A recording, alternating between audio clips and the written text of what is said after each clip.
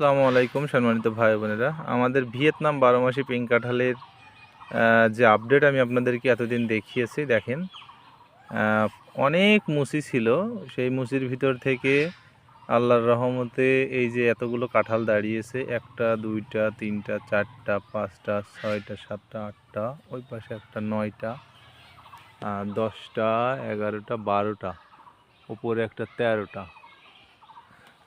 সুবহানাল্লাহ, আল্লাহ ছোট্ট একটা গাছে যা দিয়েছে আলহামদুলিল্লাহ।